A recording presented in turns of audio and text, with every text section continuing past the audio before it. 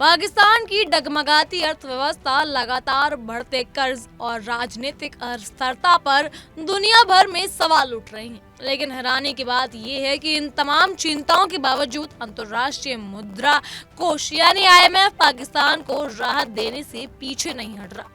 ये स्थिति न सिर्फ आर्थिक तौर पर बल्कि राजनीतिक रूप से भी कई संकेत देती है। ऐसे वक्त में जब पाकिस्तान की सुधार प्रक्रिया पर आईएमएफ खुद चिंता जता रहा है, उसी समय 1.2 अरब डॉलर की नई किस्त जारी किया जाना अपने आप में बड़ा राजनीतिक संदेश देता है। पाकिस्तान की कमजोर वित्तीय स्थिति और बार बार की विफलताओं के बाद भी लगातार मदद मिलना ये दर्शाता है कि वैश्विक राजनीति में आर्थिक फैसले सिर्फ आंकड़ों पर नहीं बल्कि बड़े रणनीतिक समीकरणों पर टिके हुए होते हैं। पाकिस्तान कई वर्षों से गहरे आर्थिक और राजनीतिक संकट में फंसा हुआ है। विदेशी कर्ज पर अत्यधिक निर्भरता ने देश को ऐसी स्थिति में पहुंचा दिया है कि 2023 में वो डिफॉल्टर होने से बाल बाल बचा था। तब आईएमएफ ने 7 अरब डॉलर के बेल आउट पैकेज को मंजूरी दी थी, जिसे पाकिस्तान अपनी अर्थव्यवस्था की लाइफलाइन की तरह इस्तेमाल कर रहा है। इसी कड़ी में अब आईएमएफ ने चिंता जताने के बावजूद भी 1.2 अरब डॉलर की नई किस्त जारी कर दी है।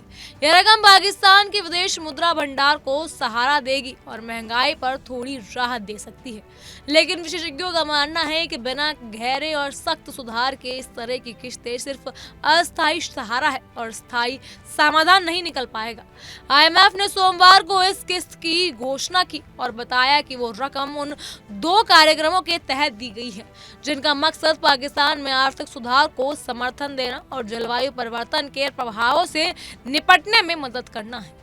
इस नई किस्त के साथ अब तक इस्लामाबाद को कुल 3.3 अरब डॉलर जारी किए जा चुके हैं। आईएमएफ के उप प्रबंधन निदेशक ने बयान में कहा कि पाकिस्तान द्वारा लागू किए गए सुधारों ने हाल ही के झटकों के बावजूद माइक्रो इकोनॉमिक स्थिरता बनाए रखने में महत्वपूर्ण भूमिका निभाई है। उन्होंने इस वर्ष की विनाशकारी मानसून बाढ़ों का भी उल्लेख किया, जिनमें सितंबर तक 1000 से अधिक लोग की जान चली गई थी। निदेशक ने यह भी कहा कि पाकिस्तान सरकार द्वारा प्राथमिक राजकोषीय संतुलन के लक्ष्य को हासिल करने की प्रतिबद्धता को बाढ़ प्रभावितों को जरूरी सहायता उपलब्ध करवाना एक सकारात्मक संकेत है।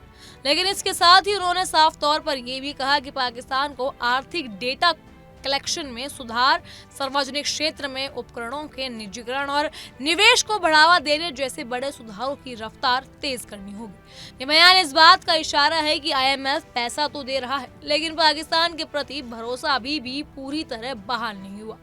दक्षिण एशिया का ये देश बीते कई वर्षों से आर्थिक संकट में डूबा हुआ है। विदेशी कर्जों पर निर्भरता इतनी ज्यादा बढ़ चुकी है कि अर्जेंटीना और यूक्रेन के बाद पाकिस्तान आईएमएफ का तीसरा सबसे बड़ा देनदार बन चुका है।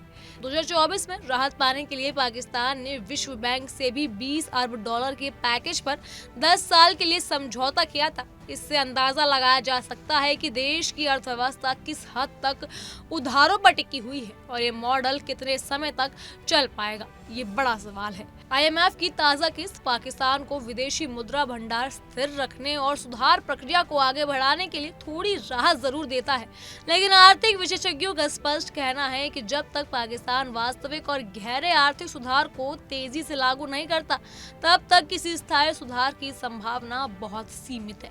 इस किस्त से अस्थायी राहत मिल सकती है, लेकिन राजनीतिक अनिश्चितता, नीतिगत मजबूती की कमी और कर्ज के बोझ से दबे पाकिस्तान को लंबे समय में किस दिशा में जाना है, ये सवाल अभी भी अनुरक्त है।